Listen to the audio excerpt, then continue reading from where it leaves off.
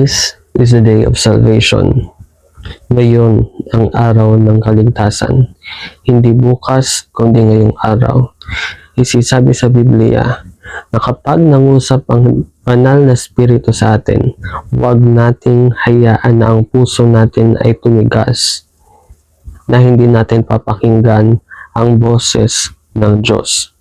Ngayon na ang Diyos ay nagsasalita sa iyo, ikaw na nanonood, alam mo na ang Diyos ay kinakausap ka at sinasabihan ka na yung ginagawa mo ay mali at gusto ng Diyos na ikaw ay tumalikod.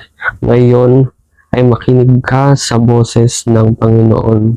Ito ang araw na tayo ay humingi ng kapatawaran sa Panginoon. Ito ang araw na dapat tayo ay magrepent.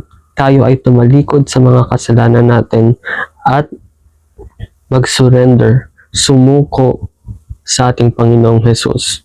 Sinapakasimple ng buhay ng isang Kristiyano. Although merong challenges, although may mga sacrifices kang gagawin, pero napakasimple. Tatanggapin mo ang Panginoong Hesukristo na siya ang maglilinis sa iyo sa lahat ng kasalanan mo sa pamamagitan ng kanyang banal na dugo.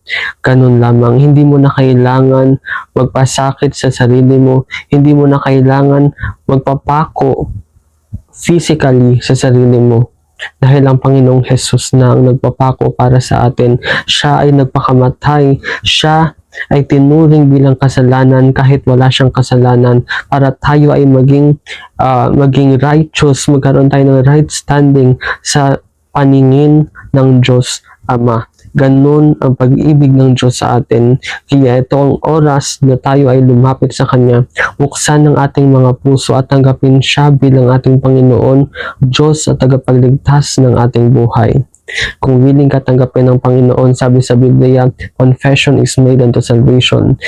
Na dapat buong puso natin paniwalaan at sabihin natin at ideklara ng ating bibig, ikumpisal natin. Ulitin mo lamang ang aking sasabihin. Sabihin mo, Panginoong Hesus, patawarin mo ako sa aking mga kasalanan. Panginoong Hesus, patawarin mo ako sa pagtalikod ko sa iyo sa aking buhay. Tinatanggap kita bilang aking Diyos, Panginoon at tagapagligtas. Tumatalikod ako sa aking mga kasalanan. Banal na Espiritu, manahan ka sa akin at tulungan mo ko na mabuhay para sa iyo. Sa pangalan ni Jesus. Amen. Ngayon na tinanggap mo na ang Panginoong Hesukristo, ikaw ay ligtas na at malaya.